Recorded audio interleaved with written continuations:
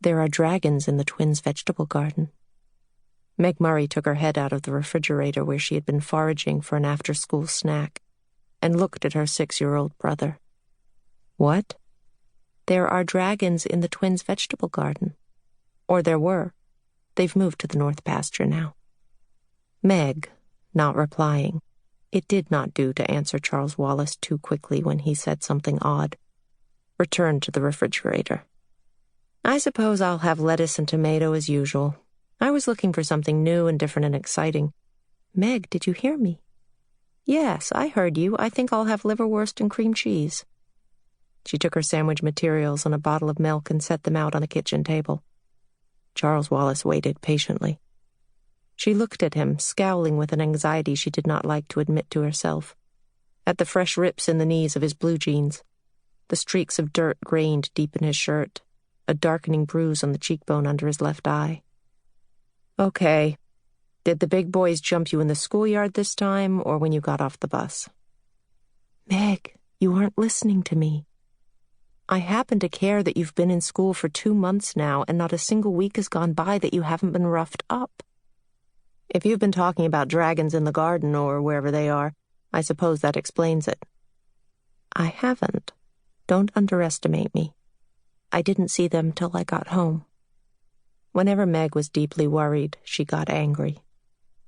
Now she scowled at her sandwich.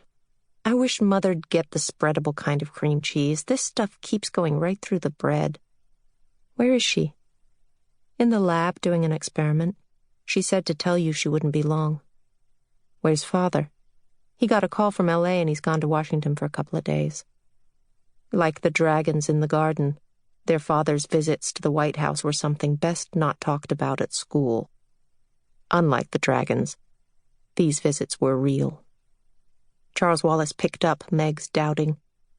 But I saw them, Meg, the dragons. Eat your sandwich and come see. Where's Sandy and Dennis?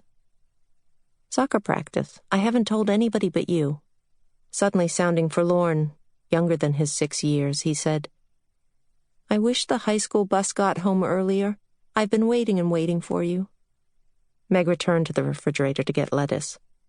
This was a cover for some rapid thinking, although she couldn't count on Charles Wallace not picking up her thoughts, as he had picked up her doubts about the dragons. What he had actually seen she could not begin to guess. That he had seen something unusual? She was positive.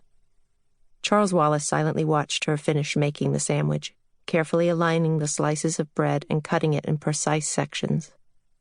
I wonder if Mr. Jenkins has ever seen a dragon.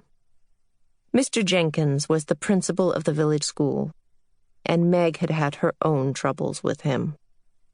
She had small hope that Mr. Jenkins would care what happened to Charles Wallace, or that he would be willing to interfere in what he called the normal procedures of democracy. Mr. Jenkins believes in the law of the jungle. She spoke through a mouthful.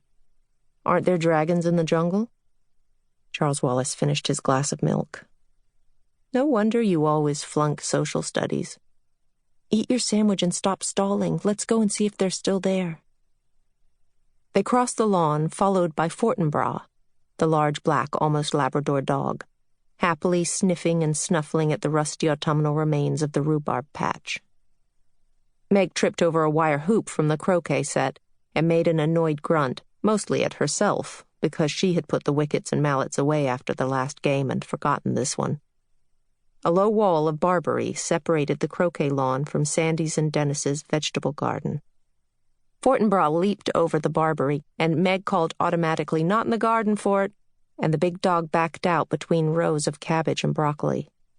The twins were justly proud of their organic produce, which they sold around the village for pocket money. A dragon could make a real mess of this garden, Charles Wallace said, and led Meg through rows of vegetables. I think he realized that because suddenly he sort of wasn't there. What do you mean, he sort of wasn't there? Either he was there or he wasn't. He was there, and then when I went to look closer, he wasn't there, and I followed him. Not really him, because he was much faster than I, and I only followed where he'd been. And he went to the big glacial rocks in the north pasture. Meg looked scowlingly at the garden. Never before had Charles Wallace sounded as implausible as this. He said, "Come on," and moved past the tall sheaves of corn, which had only a few scraggly ears left. Beyond the corn, the sunflowers caught the slanting rays of the afternoon sun, their golden faces reflecting brilliance. "Charles, are you all right?" Meg asked. It was not like Charles to lose touch with reality. Then she noticed that he was breathing heavily, as if he'd been running, though they had not been walking rapidly. His face was pale, his forehead beaded with perspiration as though from overexertion. She did not like the way he looked, and she turned her mind back to the unlikely tale of dragons, picking her way around the luxuriant pumpkin vines.